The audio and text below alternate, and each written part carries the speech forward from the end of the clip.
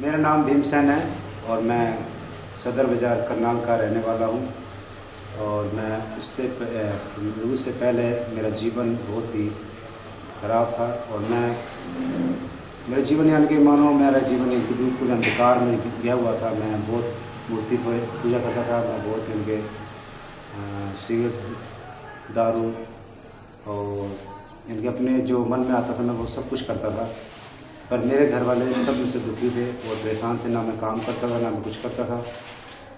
तो मैं मसीह में किस प्रकार आया, मैं आपको एक गवाही देना चाहता हूँ। परमेश्वर ने मेरे जीवन को किस प्रकार बदला, मैं आपको बताना चाहता हूँ कि मैं एक दिन पेवे जो मेला लगता है वहाँ मैं गया हुआ था। तो वहाँ पे हमने पूरी रात अपने दोस्तों के साथ यार ऐश प्रस्ती की, अच्छा मज़ा लिया वहाँ पे। और हम जब ट्रेन में चढ़े सुबह के टाइम तो हम यही बात कर रहे थे कि हम अपने घर पे जाएंगे और घर पे जाने के बाद अच्छा एक चाय कप पीएंगे और सो जाएंगे और पूरे दिन सोएंगे और आराम से रहेंगे। तो इतने में क्या होता है कि मैं अपने घर पे आता हूँ। घर में आते ही अंदर घुसते ही एकदम मेरे को घर में घुसते ही एकदम आवाज़ आई मेरी माँ की कि वो चिल्ला रही थी कि हाय हाय मेरा पैर, हाय मेरा पैर, हाय मेरा पैर। तो मैं एकदम घबरा गया। मैं क्या हो गया। फिर मैंने अपने घर में आया तो मम्मी से पूछा मैंने।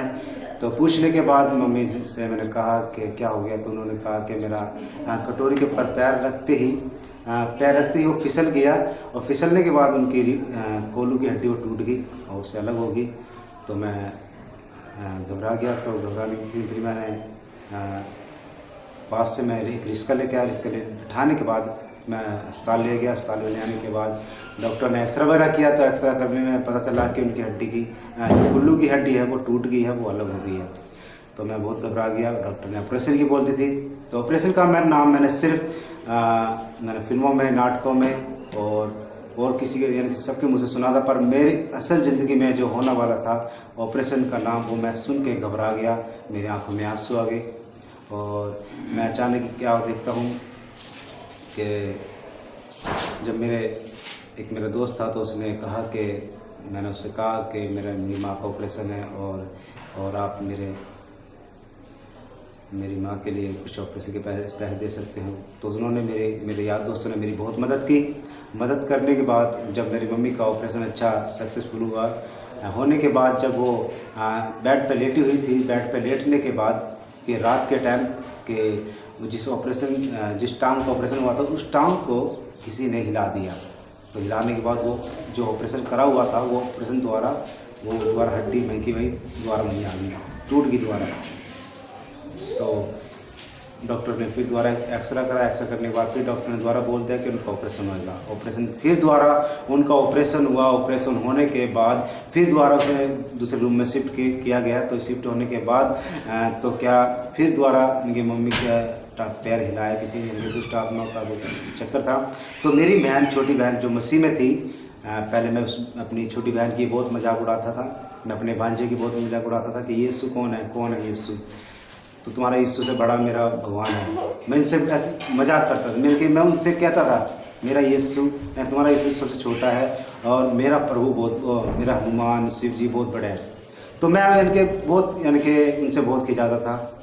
पर जब मेरी बहन ने जब मेरी माँ के लिए प्रार्थना करी, तो जब वो अस्पताल में आई तो जिनका दुष्ट आत्मा का चक्कर था, जब वो आए तो उन्होंने देखते ही उनके लिए प्रार्थना करी।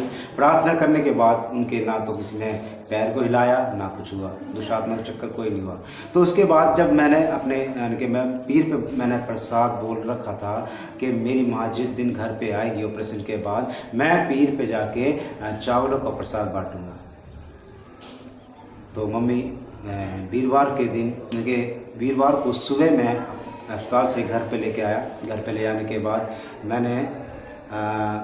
मैंने पीर के जो प्रसाद बोल रखा, चावल बोल रखा, तो मैंने चावल बनवाया। शाम के टाइम मैं चावल पीर पे चढ़ा के आया। चढ़ाने के बाद जब मैं वो चावल सब में बांट के जब थोड़े से चावल मैं अपने घर पे लेके आया, तो घर पे लेने के बाद मैं थोड़े से चावल अपनी माँ के मुँह में डाल दिए। माँ के मुँह में डालने के बाद 2 मिनट के बाद उनके मुँह से खून निकलना शुरू हो गया। जब उनके मुंह से खून निकलना शुरू हो गया, कान में से खून निकलना शुरू हो गया, आंखों में से खून निकलना शुरू हो गया। तो मैं घबरा गया, मेरे रोंगटे खड़े हो गए, मैं कांपने लग गया। मैं कहा ऐसे क्या हो गया? तो मेरा एक मामा है, वो मुसलमान है, तो मैंने उनसे कहा कि ऐसी बात है, मेरी माँ के खून में निकल रहा है।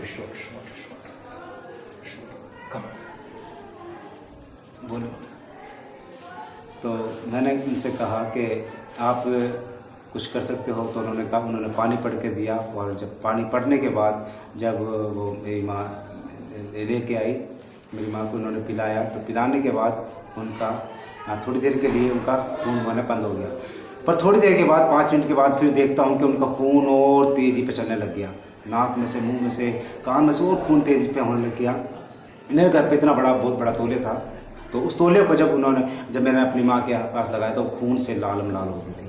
खून पे लाल होने के बाद मैं और घबरा गया। फिर मैंने अपनी छोटी बहन के पास फ़ोन करा कि ऐसी बात है, मम्मी का खून निकल रहा है और तू कुछ कर सकती है तो तू कर दे। तो उसने कहा कि तू घबरा नहीं, तू कुछ घबरा नहीं, मैं तेरे लिए अभी सब कुछ करती हूँ। तो उन्होंने जब मेरी छोटी बहन पास्टर PK जेम्स के यहाँ पे चर्च में आते थे, तो जब वो छोटी बहन ने जब उनसे पास्टर के द्वारा उन्होंने प्रार्थना करवाई कि उसने मेरे से ये दिलासा दिया था कि मैं 5 मिनट के बाद मेरी मम्मी के खून जो बह रहा है वो बंद हो जाएगा। मैंने विश्वास नहीं किया, मैं कहा शायद देखते हैं उसको, यीशु को भी आजमा कर देखते हैं। जब उन्होंने प्रार्थना किया, जैसे ही उन्होंने आमीन बोला, मेरी माँ का खून बंद हो गया। हालेलुया। जब उनका खून बंद हो गया, खून बंद होने के बाद मेरे मन में विश्वास आया कि हाँ, प्रभु यीशु ही प्रभु है। मेरे जीवन को प्रभु ने बदला, मेरे जीवन को प्रभु ने बदला। मेरे सर पे जो इतना कर्जा था, परेशानी थी, इतनी दिक्कत, इतने नशे, इतने मैं इनके ऐसी परिस्थिति में रहने वाला, आज मैं प्रभु की संगति में रहता हूँ, परमेश्वर की महिमा करता हूँ और परमेश्वर के वचन को लोगों के बीच में बांटता हूँ। प्रभु का मैं बहुत बहुत धन्यवाद करता हूँ कि परमेश्वर ने मेरे परिवार के जीवन को और मेरे जीवन को बदला। मैं खुदावंद यीशु मसीह का बहुत बहुत दिल से धन्यवाद करता हूँ। सबको जय मसीह।